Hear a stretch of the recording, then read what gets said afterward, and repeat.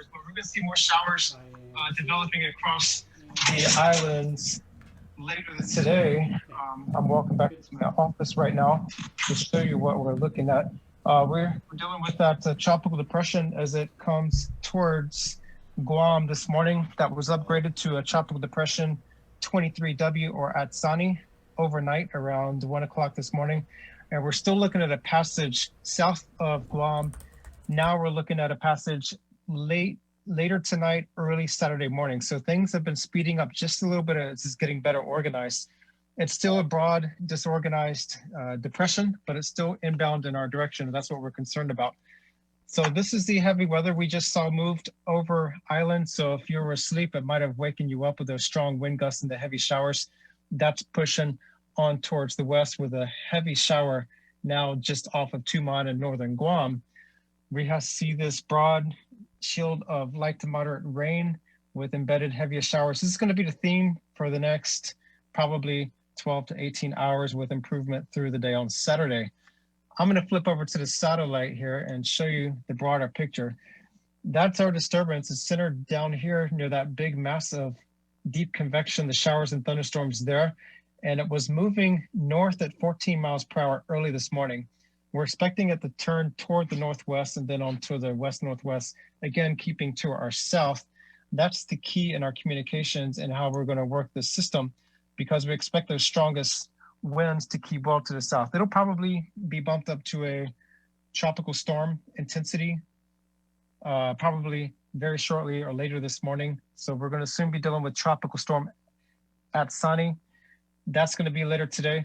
Again, the strongest winds we expect to keep just south of Guam. Guam's right there. We expect it to pass just south of Guam in the coastal waters, but we're going to see some showers, gusty winds, isolated thunderstorms through the day, hazardous seas and surf. We're going to be dealing with a number of marine advisories as we go through the day. So even though we currently have no watches or warnings in effect, we're going to be seeing some changes through the day as we see how this thing tracks onward. Our next public advisory will be going out by 8 o'clock this morning. So stay tuned to local weather forecasts and updates because things will be changing as we go through the day.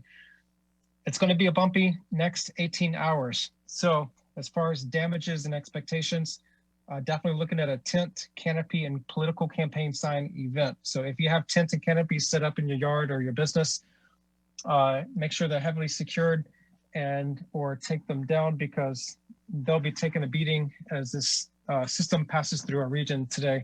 So again, compared to yesterday, we're looking at an earlier passage instead of through the day on Saturday. It looks like it's going to be early Saturday morning. So Halloween night may not be all that bad as the system gets on through the region, but the next 18 hours will be bumpy. It's going to be noisy out there, especially when the heavier showers pass through. So do expect that. Do expect heavy showers from time to time with gusty winds, probably upwards of about 40 to 45 mile per hour wind gusts. Stay tuned to our Facebook page, also our webpage, weather.gov/GUM, G-U-M, because we're going to be updating our forecast through the day as this thing proceeds. The goal is we want this thing to make that turn towards the northwest and keep well to our south. But if it deviates any farther north, that could bring stronger conditions to Guam and the coastal waters. I mean, obviously, you join us every Monday for the show. You're always, really up tempo, fun-loving guy. But obviously, we got your A game now, and you're tracking this, and you're very, very serious. We do have a announcement for our community. There will be a heavy weather briefing that Landon and his colleagues will be hosting at 9 a.m. And this is kind of like standard fare for when weather systems threaten us. Will the community be able to avail of that information, Landon? Like, will it be live streamed off of your page, or are you allowing the media to live stream that, third party? Yeah, we probably will not be live streaming on the National Weather Service Facebook page. Okay. I'm not sure what the plan is on the Guam Homeland Security side of things, but that is, again, heavy weather brief at 9 o'clock. And we had planned this yesterday morning, more so just for general awareness information, because we're going into the weekend. So we wanted everybody to be maximum aware of the situation. Not to scare people, not to say there's a typhoon coming, but we're going to be dealing with some rough weather through the region over the next 18 to 24 hours. So that's the key to this. Make sure everybody is aware, gets that communications, because it's going to be bumpy out there. It's not going to be sunny and calm out there. It's not going to be an easy Friday afternoon through Saturday morning type scenario. It's going to be bumpy. It's going to be noisy from time to time with the showers and gusty winds. Wow. Landon, we just had you on yesterday, and it was you showed us the 4 models going south. How did we accelerate to where we're at so quickly? Yeah, that's what happens with these developing situations. And as a meteorologist, these are the worst of the situations. Any day, I'd rather deal with a well-formed typhoon well to our east, because you can watch that, track it, and you have a better consistency of model runs and forecasts as it tracks through the region. But in these developmental situations, when you're dealing with a broad disorganized mass like this, the spin up and the consolidation, that takes time, because sometimes it spins and it's not getting its act together. Once it starts to consolidate around a low level circulation, that's when things start strengthening. That's when the motion begins, and we can get a better feel for where it's going to track, when it's going to track, and its intensity. So these are the things that we look out for as far as forecasting this stuff. And the models are updated every 6 hours. So every 6 hours, with more data and observations, things get adjusted just a little bit. So it looks like the European model was handling the timing the best, but it seems like the GFS, the American model, was handling the intensity better. And so we have to weigh those things when we're looking at the numerical model output.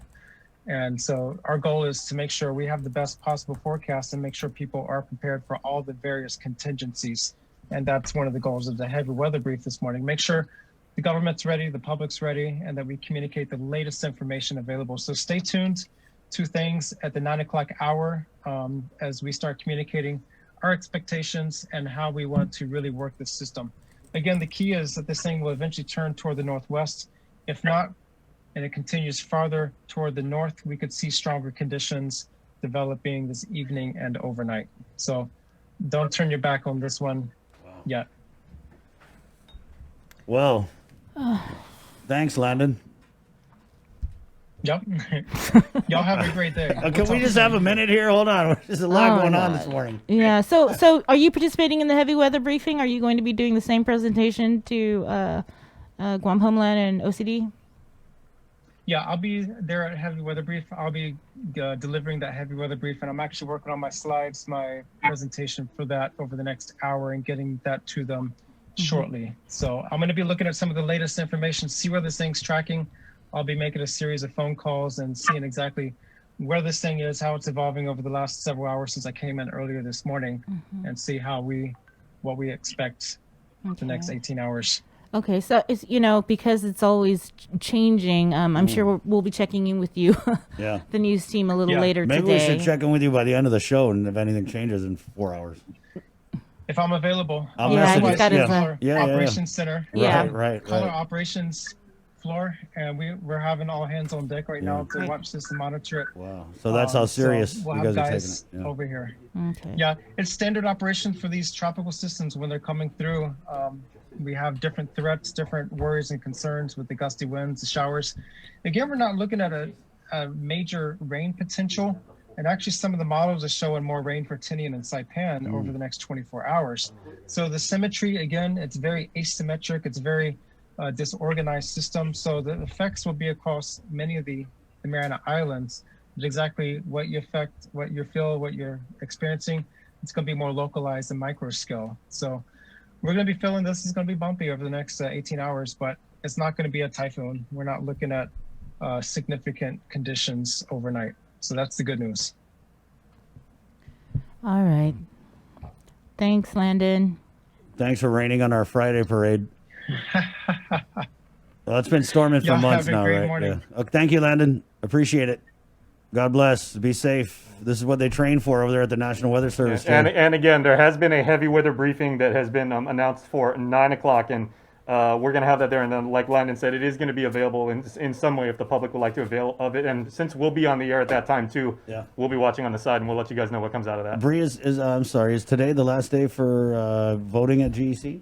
Yes, it is. Yeah, so we'll get a hold of Maria and find out if that is going to affect it. Are we still going to finish news? There's a lot going on. We have Policy Director Carlo Branch out of Adelup on the phone. We got Father Paul standing by. And